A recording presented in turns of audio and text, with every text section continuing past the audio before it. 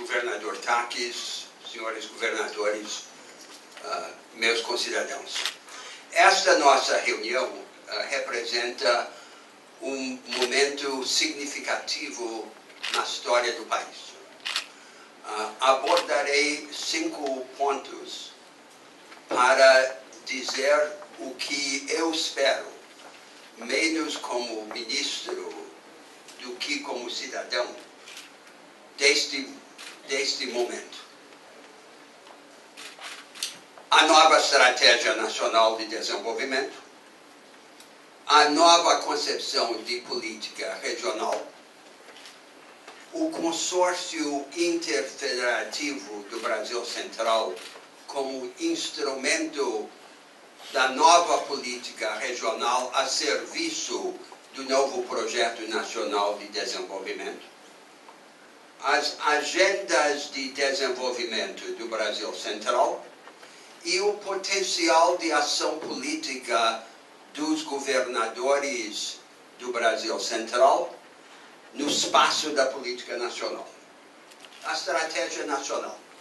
Nós temos de construir agora no Brasil nova estratégia nacional de desenvolvimento, baseada em capacitações de educação e oportunidades e qualificação da produção. Um produtivismo includente e capacitador. Esta tarefa exige ultrapassar a nossa dependência do consumo e das commodities como motor do desenvolvimento. E, ao mesmo tempo, exige afirmar na nossa estratégia nacional a primazia dos interesses da produção e do trabalho sobre os interesses do rentismo financeiro.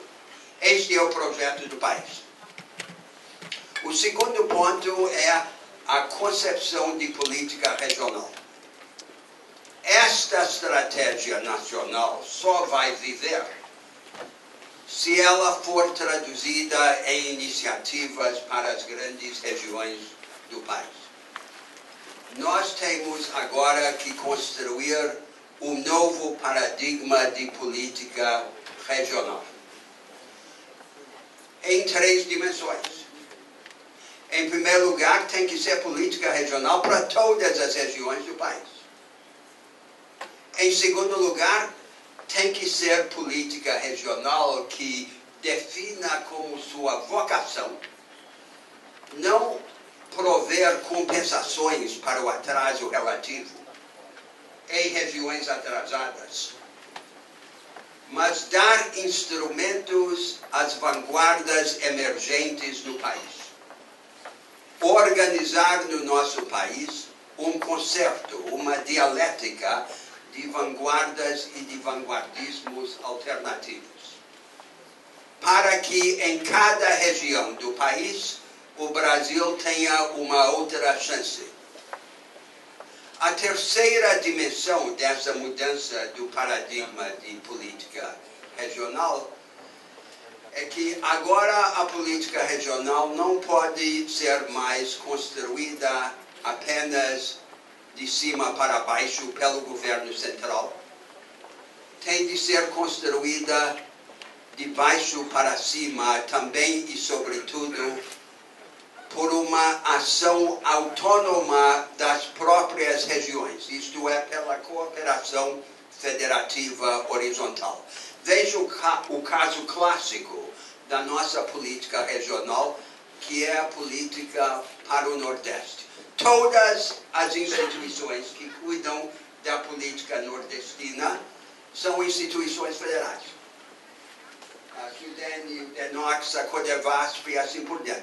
O Nordeste, embora destinatário tradicional da política regional, não tem uma única instituição dele. Isso tem de acabar. E agora nós precisamos deste outro paradigma de política regional. Aí chego ao meu terceiro ponto. o consórcio Brasil Central como a expressão desta nova concepção de política regional a serviço da nova estratégia nacional de desenvolvimento. Nós estamos organizando o consórcio, este é o significado revolucionário daquilo que estamos fazendo aqui hoje. E, ao mesmo tempo, ao organizar este instrumento da cooperação federativa horizontal, nós temos que começar a cuidar já das suas fontes de financiamento. Não são apenas os incentivos fiscais, que são inevitavelmente efêmeros. Também podem ser, num primeiro momento, os fundos já existentes, o FCO e o FCDO, o Fundo Constitucional e o Fundo de Desenvolvimento do Centro-Oeste. Eu proponho 3 ordens de mudança na governança destes fundos que deveriam estar entre as primeiríssimas preocupações do consórcio que estamos criando. A primeira ordem de mudanças é assegurar o papel decisivo e diretor dos próprios estados do Brasil Central no uso desses recursos. O que ocorre no uso dos recursos do FCO é que o suposto agente financeiro, o Banco do Brasil, é quem de fato define o uso dos recursos na prática. E no FDCO, no Fundo de Desenvolvimento, no CONDEL, são os representantes do governo central que têm maioria. Essa realidade precisa ser mudada para que o direcionamento dos recursos dos 2 fundos exprima a orientação estratégica dos próprios estados do Brasil Central. Em segundo lugar, nós devemos propor mudanças na lei que rege esses fundos. E, em particular, 2 mudanças. Agora, a lei exige que esses recursos sejam direcionados apenas para empresas privadas e proíbe o uso dos recursos para iniciativas do poder público e para investimentos em fundos, participações em fundos de investimentos que poderiam organizar parcerias público-privadas. Uma mudança na lei permitiria usar esses recursos para financiar iniciativas desenvolvimentistas dos estados e de seu consórcio. E outra mudança permitiria colocar recursos do Fundo Constitucional e do Fundo de Desenvolvimento em participações empreendedoras que permitiriam organizar parcerias entre o poder público e a iniciativa privada. Uma terceira ordem de mudanças na governança desses fundos tem a ver com conteúdo, tem a ver com a direção. O que ocorre hoje é que a maior parte desses recursos são usados para financiar as vantagens comparativas existentes e estáticas da região, e em particular a pecuária extensiva, quando deveriam esses recursos ser usados para construir novas vantagens comparativas, para financiar a inovação, a mudança estrutural, e não para financiar a atividade menos promissora da região, aquela que menos aponta futuro. Portanto, precisa haver uma reviravolta radical. Entendo que é uma das primeiras tarefas do consórcio organizar esta reviravolta. Agora chego ao quarto ponto, e ao ponto principal, que são as agendas de desenvolvimento do Brasil Central. Entendo que há 5 agendas principais e que elas estão ligadas. A primeira agenda é a agenda da integração logística da região, concebida de maneira multimodal. Há uma primazia natural de uma preocupação, que é o desenvolvimento dos eixos logísticos alimentadores, dos eixos logísticos nacionais, como, por exemplo, a Ferrovia Norte-Sul, que estão sendo organizados no Brasil Central. Um caso clássico foi aqui mencionado várias vezes, a travessia da Ilha do Bananão. E a solução deste problema, por sua vez, nos leva a outro tema que quero discutir no final, que é a confusão ambiental. A segunda agenda do Brasil Central é a agenda da qualificação do modelo agropecuário, a principal atividade econômica da região. É preciso ter abrangência, mas ao mesmo tempo é preciso ter foco. Eu proponho como foco um grande projeto regional de recuperação de pastagens degradadas a serem convertidas no palco territorial de uma forma qualificada de agropecuária, com integração pecuária-lavoura, intensificação progressiva da pecuária, diversificação de lavouras, cultivo de peixe e manejo florestal. É um grande projeto, não só para o Brasil Central, mas para o Brasil como um todo. A fecundidade deste projeto depende de sua combinação com pelo menos 2 iniciativas institucionais. Uma é o soerguimento do extensionismo rural, da ajuda técnica, em regime de cooperação federativa, sobretudo para os pequenos e médios produtores. A agricultura familiar só tem futuro como uma agricultura empresarial. Não há 2 agriculturas no mundo, só há uma. E a segunda iniciativa institucional e jurídica é desenvolver o seguro. Porque a agricultura é a única atividade econômica que enfrenta a combinação do risco físico com o risco econômico. E depende crucialmente da democratização do acesso ao seguro. A terceira agenda do Brasil Central é a agenda da industrialização. E ali precisamos ter, ao mesmo tempo, 2 focos e uma ponte entre os 2. O primeiro foco é a industrialização progressiva dos produtos agropecuários.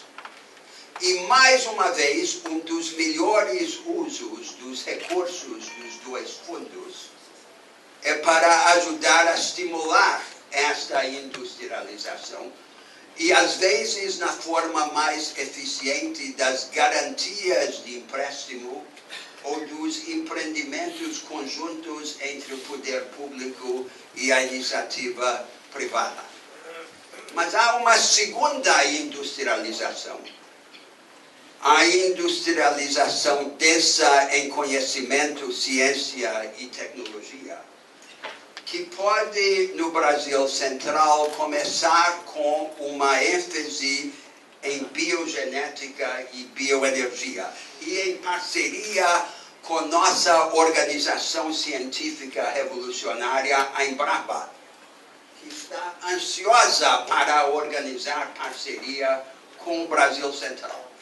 E neste papel de organizar na região toda uma onda nova de industrialização que ultrapasse o modelo paulista do século passado, o Distrito Federal pode desempenhar um papel central. A A quarta agenda do Brasil Central é a agenda da educação, do vanguardismo educacional. E ali, mais uma vez, eu vejo dois focos complementares. Um foco é a organização pelos governos da região de uma educação média de vanguarda. Uma escola média que coloque competências analíticas no lugar de decoreba e enciclopedismo raso, e uma escola técnica média que avance além daquilo que temos tido predominantemente no Brasil, a cópia do antigo modelo alemão, para ensinar ofícios rígidos, profissões convencionais e o manejo das máquinas tradicionais do século passado, como os tornos clássicos. A nova educação técnica é uma educação que prioriza as capacitações práticas flexíveis e genéricas, exigidas pelas máquinas numericamente controladas. E nós já temos no Brasil alguns experimentos avançados, muitos deles conduzidos pelo Senai, que demonstram o êxito e a influência enormes desse novo tipo de educação técnica. Nós, no governo federal, estamos tentando organizar um projeto de transformação radical da educação brasileira. A realidade é que este projeto enfrenta imensas resistências, como enfrentaria em qualquer país do mundo. E na prática, no primeiro momento, a tendência é o projeto ser definido de uma forma que limite as suas ambições transformadoras. Mas há espaço na federação, há espaço para que os estados do Brasil Central abracem este projeto na sua forma mais radical e o executem sem concessões. Agora, este radicalismo na mudança educacional só será eficaz se este propósito de ter uma nova escola média, geral e técnica, capacitadora, for combinado com outra iniciativa. Este é o segundo foco em educação. É o estabelecimento de centros regionais de formação avançada de professores e de diretores de escola. O Brasil Central pode fazer isto antes do Brasil como um todo. Não adianta ter o radicalismo curricular sem ter o radicalismo na formação dos quadros capazes de executar o novo projeto. E o Brasil Central pode e deve. A quinta agenda do Brasil Central é a agenda da gestão pública. Eu descrevi um projeto para o qual ainda não existe o agente. A verdade no Brasil é que nós ainda não temos o Estado capaz de executar a nova estratégia de desenvolvimento. Esse Estado teremos de construir no meio do caminho. E há três grandes agendas de gestão pública que teremos de executar simultaneamente. A agenda do século XIX de profissionalismo na gestão, as carreiras de Estado. A agenda do século XX de eficiência na administração. Os paradigmas, os mecanismos de cobrança e de desempenho. E a agenda do século XXI, o experimentalismo na provisão dos serviços públicos e da ação produtiva. Em serviços públicos significa o seguinte: o Estado opera no chão, assegurando o mínimo universal de serviços a todos os cidadãos, e opera no teto, desenvolvendo serviços mais complexos e mais custosos. No meio entre o chão e o teto, o Estado engaja a sociedade civil organizada sem objetivo de lucro para, junto com ele, prover de forma experimental e competitiva os serviços públicos. Por exemplo, por meio de organizações sociais, como está fazendo o Estado de Goiás. Esta é a melhor forma de qualificar os serviços. E na ação produtiva, é o Estado desatar-se de todos os preconceitos ideológicos e obstáculos institucionais para poder ser parceiro da iniciativa privada. Como propus nas novas regras de governança do Fundo Constitucional e do Fundo de Desenvolvimento. Agora, um quinto ponto na minha proposição. Eu entendo que há certos requisitos do projeto de desenvolvimento do Brasil Central que não podem ser satisfeitos apenas por uma ação dentro da região. Exigem mudar regimes nacionais. Há travas que oneram o impulso produtivo no país, que resultam de regras nacionais. Uma trava é o regime tributário. Uma segunda trava é a legislação de controle, que em vez de funcionar como uma qualificação de gestão, funciona como uma camisa de força para anular o trabalho do gestor sério e honesto. E uma terceira trava é a confusão ambiental. Eu agora vou usar como exemplo só a confusão ambiental, porque é um pesadelo para os produtores em todas as regiões do país, em todos os setores da economia e em todas as escalas da produção. O país não compreende qual a raiz do problema. A raiz do problema não é que as regras ambientais sejam exigentes demais. A raiz do problema é que não há regras ambientais. O nosso direito ambiental é um pseudo-direito, quase inteiramente processual. Ele não define regras para governar situações diferentes. Ele é, como muitas partes do novo direito administrativo do Brasil, uma cópia mal feita do direito americano. Ele junta o princípio da precaução com a delegação de poder discricionário quase ilimitado a um elenco de pequenos potentados administrativos.